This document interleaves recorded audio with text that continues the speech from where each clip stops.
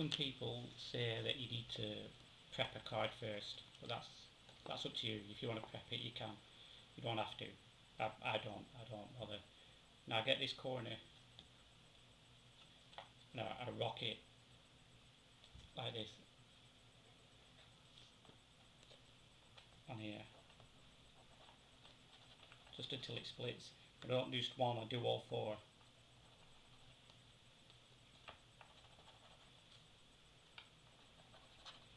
This means that if your face or something starts to split, you can turn around and go on to another corner. So I'd start, obviously get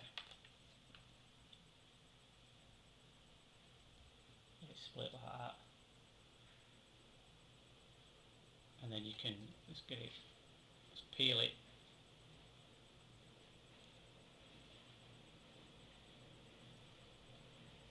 Just squeeze my fingers together. I don't pull the part. I just squeeze fingers, and it pulls it apart. Now normally I do it this way. I put the thin piece in. I'm left-handed. I put the thin piece in my left hand.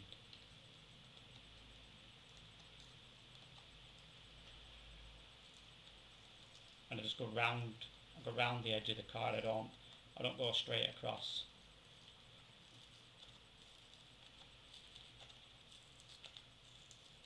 Go around the card.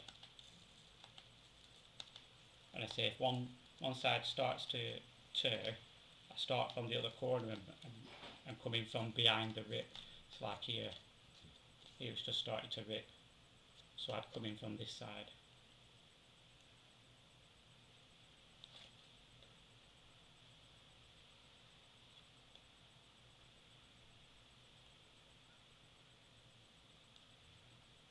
So this is where it started to tear.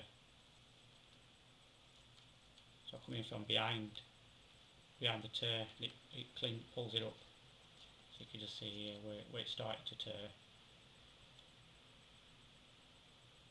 Come in from behind.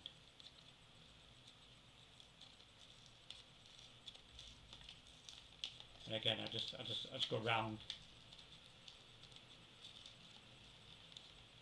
Just squeezing. This obviously creates equal pressure both sides. It actually helps. You are going to get cards that rip and that are going to be no good. It happens to everybody. In the age of the card, whether it's got damp or not, is all going to be the same. But from here, you could do both, so you get the back off as well. Obviously, taking the front and the back off is a little more difficult because obviously the centre of the card is thinner then, but just the same. I just literally squeeze and see it started to rip there. So I'll come from this side now, come behind the rip.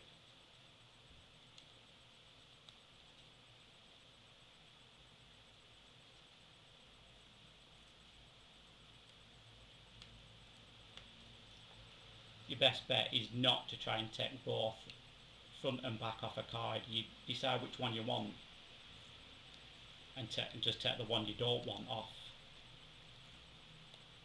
That's what I normally do. So if I want to make my own double backer, I'll take the back off one, take the face off another, and then stick it on. I won't take both off the same card.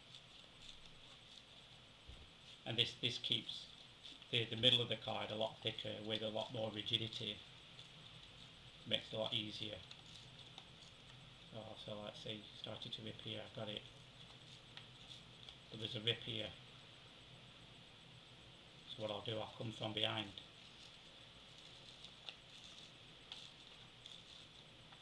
And this means that even though it's ripped, I can still use it because I didn't destroy it. I stopped as soon as it started ripping and then came from behind. So from here now, because I've come from behind, I can still use it. I can put that. And obviously once you've done, you just rub it on the edge of your table, flatten it out, or put it in one of these card press. I say, so obviously that's two. And again, another one is different brands will give you different results. I find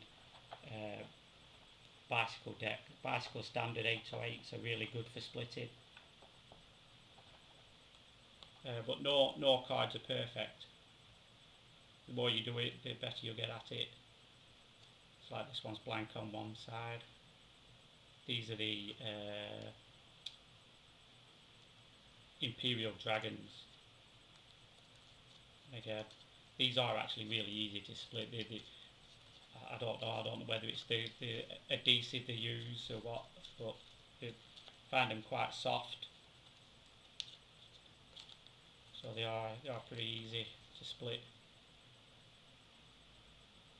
So a lot of it all depends on what you want to do with it as well. You don't, if you're only changing one face, then don't take both off. Just take the one. Don't overcomplicate things. And it does take practice. Like you say, if you're destroying loads of cards, then I'd just buy cheap and nasty cards and practice on them.